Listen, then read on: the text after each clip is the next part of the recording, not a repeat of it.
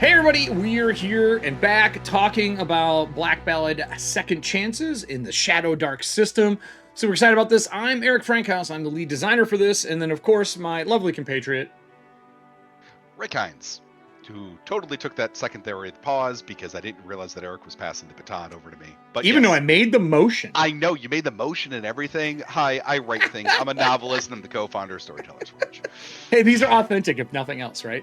Um, so we decided to do this series because we wanted to let everyone know why we built this stuff, where the things are, what our thought process is behind it. Because we, as designers, like seeing that stuff, and we think that the people who play games and purchase things and support creatives like us also like seeing that stuff. So today we're here to talk about high level 5e and how we converted it to Shadowdark, because remember, 5e is 1 to 20, Shadowdark's 1 to 10, and how we did it without taking Shadowdark and turning it into 5e, because that is, I think, the big design faux pas right now is people are taking things like Pathfinder, 5e, and taking all these things made for these 20 level systems and then converting them into Shadowdark, and it just doesn't feel right. It feels like they are just creating 20th level system when that isn't the point of Shadowdark currently, especially not on a foundational level of the core that Kelsey and Arcane Library have come up with. So, um, there's a couple talking points that we want to go over. High level characters, they carry a narrative immunity and ability overload. And this is a truthful statement. When you came to me and said, we're going to convert it then, we can convert 20th level, right? This is all high level play. I hadn't read the Black Ballad yet. I was like, I mean, maybe, let me look. And I realized that everything was like level 18, 19, 20, insane, even with the scaling ability, insane high level, really high thing. And as a GM, I like playing in those if I don't care about the rules. But in 5e, people care about the rules. And I was running into problems with that. And you're like, no, no, no, here's why we did it. So I think we should start there. Why in the Yes. fuck did you make a high level game where character sheets have to be 3 pages long, 4 pages long, 5 pages long? What in the hell were you doing? Okay, so first off, I love that fact that you set me up with a why the fuck did you do this? Because one of the reasons I was writing for Geek and Sundry, doing all of the GM tips, and the first thing I saw in 5e published adventures where they were all written for low level and nobody in D&D, when I was going to convention after convention after convention, speaking on panels, doing the things, The asking circuit. people, there's nobody that was really running high level content. And I Mm-hmm. realized two things about campaign books that I would purchase. One is that they're always from like levels 3 to 8, right? Yep. Nobody really catered to higher end content. Maybe you would get to level 13, Mm-hmm. right? If you were lucky. And then when you did see high end combat, it was nothing more than just more hit points, Godzilla level encounters, as you said, narrative immunity. And Yeah. it was basically just, combat would go from, 1 hour to how many heal spells do you have to do all of these things. And I was Mm-hmm. like, hold on, hold on, hold on. It's all very true. You're That's because 5e and D&D and no offense to anybody that kind of grew up in those systems, um, is based entirely off of a linear progression system Mm-hmm. without much impact on society. Mm-hmm. Yeah. Whereas if you have played or grew up in other game systems, high level play is a regular part of it because there's a Mm-hmm. culture around the characters. Vampire the Masquerade, elders, and ancient vampires, and things like that. Society, social elements, Even status, superhero games deal with that superhero games, constantly. riffs, and old Yeah. school classic Battle games, Lords. right? But even like Deadlands or Legend of the Five Rings are Mm-hmm. games that were near and dear to my heart, and I had played in those games for years. And even though your character might have been the legendary samurai that was like a rank 5, rank 6 character that was Yep. doing all of the crazy, things, and you Mm-hmm. could be the hero in the movies, you were still one person in a Mm-hmm. society. And so what I wanted to bring specifically with both of the campaign books that I helmed into 5e was, hey, we can play high level content. We can showcase this. I have played in D&D games that lasted 8 years, and I was level 28 and doing old school 3.0 epic things. But what made the games fun was, yes, my character got to achieve this amazing power fantasy. It's still a role playing game, Yeah. right? Right? There's still some level of there, but there's a consequence for your actions. When you take an action, people watch you world. Gods pay attention to you. Deities and patrons and kings and empires Hmm. know about your existence. You are a figure on the chessboard that their machinations move around. And when you sit down to write a villain in a D&D campaign that says, how do you kill a god? Yeah. Right? And it Yeah. starts with that was the basic premise. It is the opening letter, and it's a narrated voice acting letter that's in Second Chances, and it proposes the question, how do you kill a god? And how do you kill a god in 5e when everybody has archwizard level magic? There's, the setting of Faerun or Ravnica and all of these things. When magic goes to that degree, how do you even move to orchestrate that? And so I spent months listening to music, thinking, how would you actually pull this off? Getting around scrying magic, getting around all of these things, getting around wish, resurrection, Hmm. heals, divine power, miracles. And I came up with a scheme. A And scheme. I came up with a scheme, and it was a Okay. very, very, very long-term scheme. I will not spoil that scheme because it is the premise of the actual Black Ballad main campaign Yeah, don't book. do that. Don't ruin it. Uh, so that is its own story. Uh, and but to play in high level, it is so much easier to Oh, wait, write wait, wait, high. wait, wait. You think it's easier? No, no, no. It's so much easier to write high Hmm. level content and scale it down than it is to write low level content and scale it up. Hmm. You can write a storyline that is epic and designed for high level characters and let the high level characters be the generals, be the ones who are the choice makers dealing with things, and have these epic encounters that are out there. And if you have a lower level party going through the same storyline, it's very easy to change the camera angle of who's responsible for what. So a campaign Okay. book can be written universally for every homebrew table without regard for what level range their players are, because you have to trust the storyteller to know that you can change your content appropriately by shifting the encounter. As in, you're not going to change the story beat's going to happen, but maybe you're not the one in charge of the army. Maybe you're the one sent on the dog sleds out into the woods to go handle this thing if you're a low level party. Or maybe you're caught up into this and you're only responsible for this portion, or you're mid tier and you get like a different mission, Hmm. right? But the same fight is going to happen. It's just whether or not you're there because society is involved. So what how do you make this into something that's playable and understandable for a GM? Because everything you just talked about. So look, we're first off, we're taking for granted that we have a lot of experience in GMing. Sure.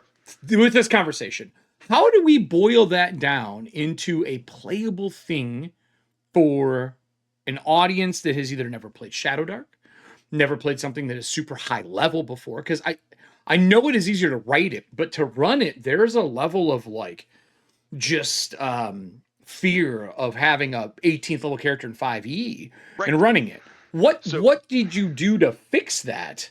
Because that's the fear. So, on a design perspective, from the 5e's original Black Ballad campaign, which I'm going to talk about on this, and like we did want to design something that was different than other high level content out there Okay. that did not turn into hit point slogs.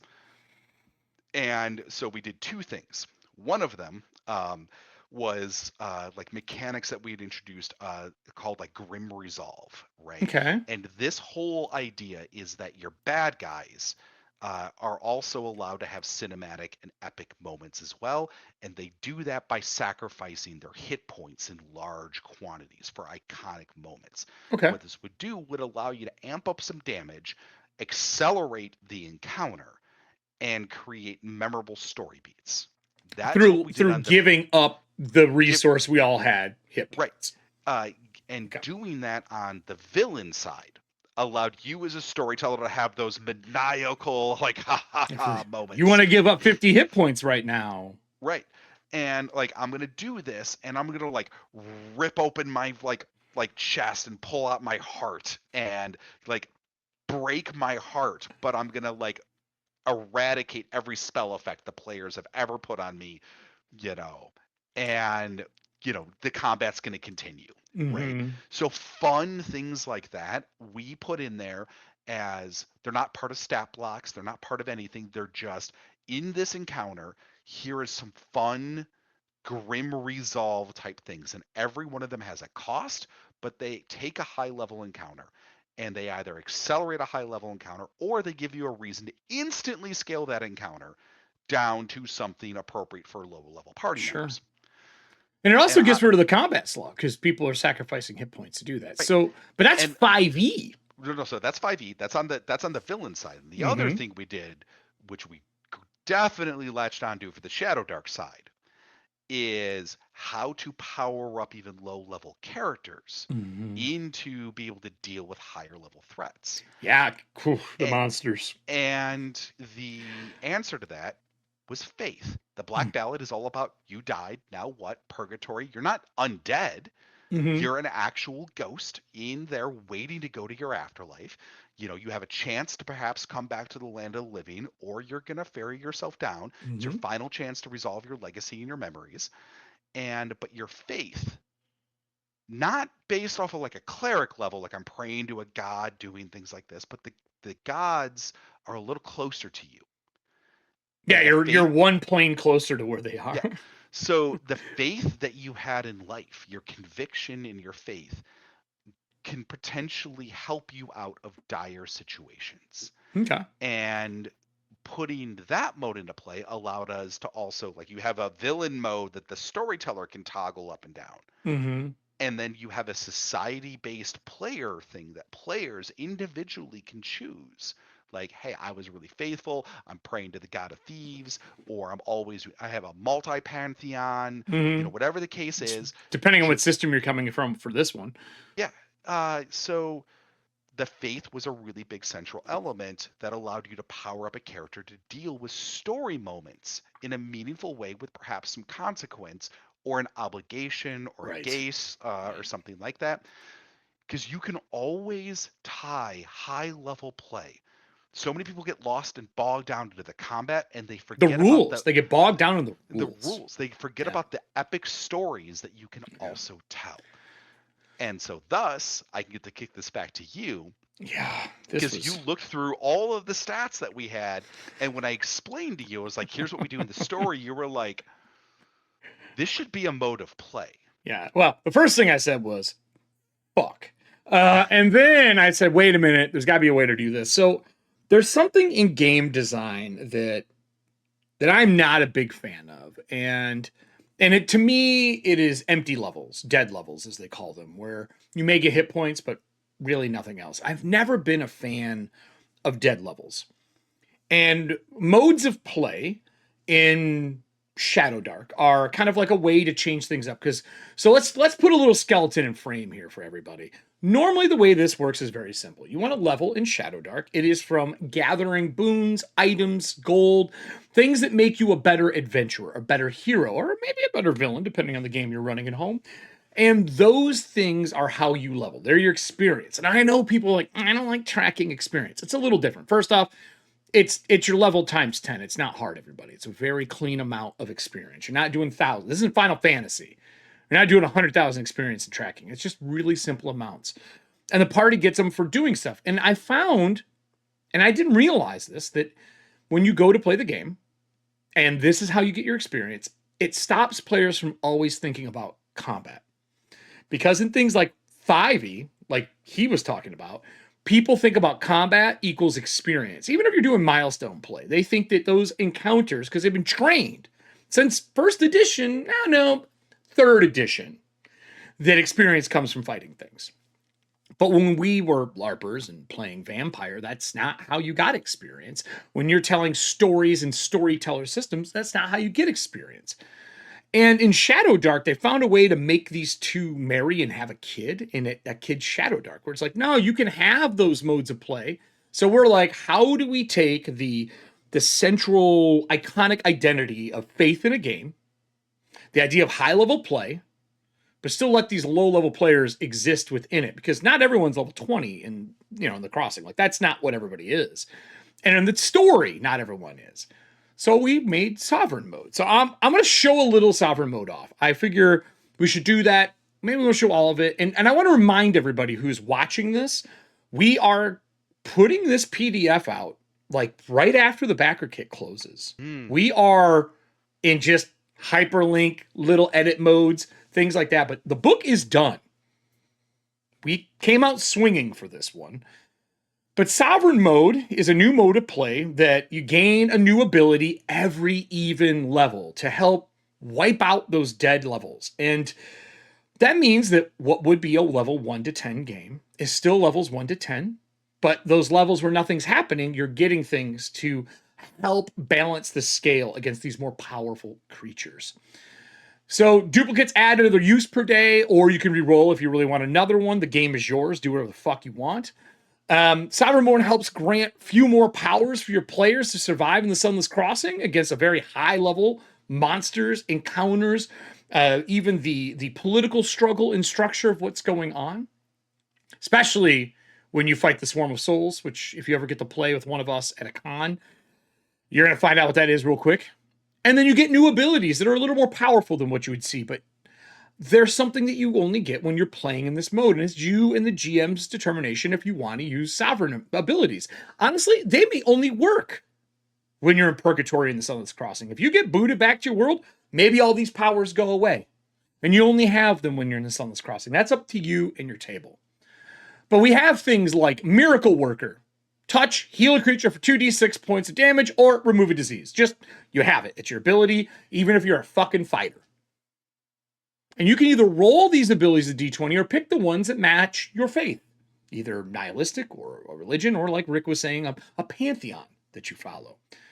We wanted this in the game to kind of bring that iconic power back of faith as the idea of being closer to your deity and getting direct power instead of you have spells. And this also lets you have spells as non-spellcasting classes or abilities, cool abilities. And we inspire you to go make your own. Make your own sovereign table if you're playing, if you want. Add some to the... Make it a D100 table. Go nuts. That would be really cool to see somebody who had a homebrew world with their own pantheon and a bunch of people be like, wait a minute.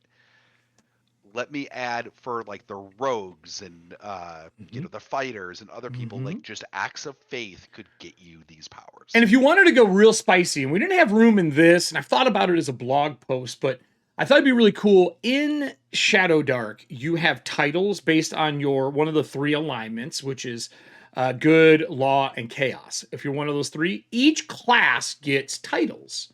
It'd be really cool to tie a sovereign table to your alignment and title within a class, because there's some fun shit you can play with doing that. We don't have the space in this, but it's something like future-proofing, making other tables. It would be fun. Or at home, if you have a fighter, a rogue, a priest, and one of our new classes in your game, just make a little D6 table that's specific to them. Talk to them. It's your game. You're not selling the product. There's no such thing as too powerful in your home game. It's your game. Do whatever the fuck you want with it. We're just giving you the keys to the idea to play in the kingdom we made. Have fun. But that was kind of like sovereign mode. And the questions that we had here for was like, how do we do it? Look, it's mechanically, it's very simple. It's 20 levels in D&D. There's 10 levels in Shadowdark. I found out that really the power curve is never going to be 5e, but the mechanics, the core mechanics, are roughly half. We give you rules to the storytellers on how to do them in here. And we wanted to keep the dangers real and keep choices sharp. So when you fight things in this game, you are scared like you should be in a Shadowdark game, and how you sure as shit should be in the afterlife. I don't think you should ever have a fight in the afterlife and be like, cake. No. Maybe for actual cake or the Yeah. memory of Yes. cake. Yes. Losing the memory of cake will be very easy. Yeah. It'll be very fucking easy. So, do we have anything else that we really want to touch on this? I think the hardest archetype to convert clearly. Was there any archetypes from there? I feel like we cut a class up. So well, that's what we did. The Easter egg for those who are like watching this. Yeah, timestamp down below if you know what we're gonna say. Might not get specifically written anywhere else. In the Black Ballad full campaign book, there's a class there called the Godless. Mm-hmm.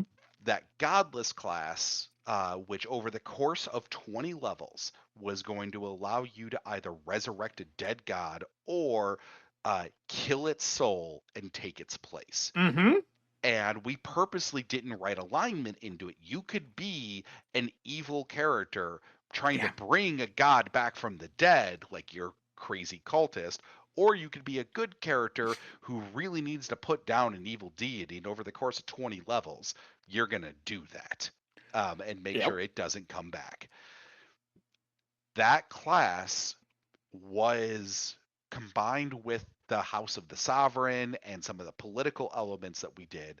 When we say that we didn't just convert from 5e into Shadowdark, Eric actually looked at the political structure that we had and this class and was like, let's rip these to shreds, redesign them from the ground up, and make a whole new mode of play.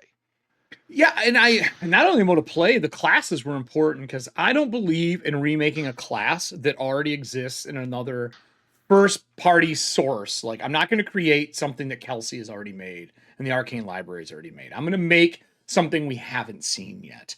I'm making the two classes, the Godless class, which was super fun, and the Reaper class, which is my personal favorite. Those two things also were us cutting apart the archetypes in the classes that were in the 5e version to make something Shadowdark. And there were there's 20 levels. So I got to scrape a lot of the stuff out of those classes to build Sovereign, to build Conviction, to build even some other extra things that you may find tidbits through here if you know the 5e stuff. But we wanted to do it justice, but we wanted it to be Shadowdark. So this wasn't about like a one-for-one conversion. This was about reimagining if Black Ballad was in this game setting, in this game system, I should say. And we wanted to make sure we did that justice, not to just sell another product to Shadowdark fans. We wanted you to go, oh yeah, I can use this in my table even if I'm not playing Black Ballad. More of a splat book or a tool book. But for sure, I guess there wasn't anything difficult. It was more the time of learning and chopping apart things that were there to make other things because there was just so much content because you don't know how to stop writing. Yeah, and we're gonna keep writing more in this content. Just happens to at least now be in other, like we have entire new stories to write based off of these rules. Yeah, and the numerous conversations at conventions that we've had. So another one I had here for us to talk about was how do you handle high-level casters without breaking Shadowdark's teeth? We remade the spells. We sat down and talked about them because the spells are not typical spells. They're based on something very different for those who know Black Ballad. And again, you have to remember 5e is just 1 to 9, Shadowdark's 1 to 5, so you just scale them back. It was pretty easy. People worry about them, but they're fun. The new summoning spell is my favorite. But the coolest thing that you did that I liked, and it was a comment that I remember giving it to you, is I thought it would be fun to actually have designer notes in the book about why you did something, right? Yep. Yeah, because I had them in there for you originally, and I was like, here's my ideas, here's our, like, we did it in Google Drive. Like, this was a really small, let's see what it was going to be, not how we normally work, but it worked. It's funny, the things that we normally would do is not how we did this, and it was done sooner. It's the irony. We're still not going to repeat that. No, God, no. But we learned a lot of fun stuff. But I will say that we got through going through the spells, and you're like, leave designer notes. And I was like, yeah, I actually would love to do that. So there are ST notes all over throughout this in little black boxes for people to use to enjoy what they're doing and understand why we did it. And understand why, which also allows you to, one of the cool things about picking this up and reading it is seeing, hey, here's the thought process, why something is the case, so that if you want to do it for other stuff, yes, you get some inspiration as to, here's a way to take a look at this. And I think that designers, I think there's two things that happen. I think some designers hide it, just like and I'm saying this as an artist, didn't want to give up their Photoshop file or their Illustrator file because they thought they would never get hired again. The most ridiculous thing ever. Never agreed with that motif, but that's how it was for a long 90s through, almost 2012, 2015. Designers never want to give away how they do stuff because they're afraid that they will become unimportant. And that's one. Two, designers just think I designed this, they'll obviously get it. And that's not true. I always go back to director's commentary. When I would watch a DVD and you watch it a second time, you turn on director's commentary because you want to be like, what were they thinking when they did this? And they tell you, and you're either like, oh my God, it makes so much sense. Or you're like, I never would have done that. But still, you understood why. Your question got answered. And there's countless games and adventures that we have read throughout the years where we went, I don't get why they did this. And there's no notes. So we said, fuck it. We're going to put notes in.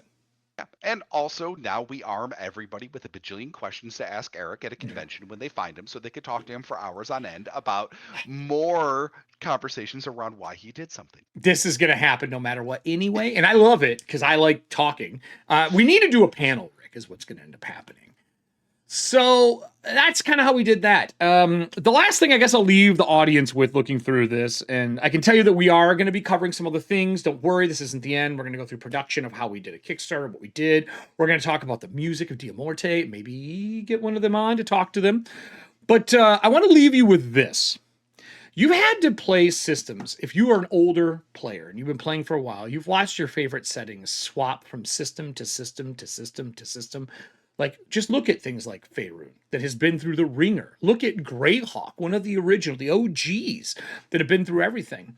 When something transfers from one system to another, what do those designers do right that make you go, yes, I want this product? What is that thing? What is the thing that when Faerun was published for the 40th fucking time that you went, oh yeah, no, I want it this time. This is great. Because I want to know as a designer what you want as players and GMs and the audience out there. And I'm sure Rick does as well.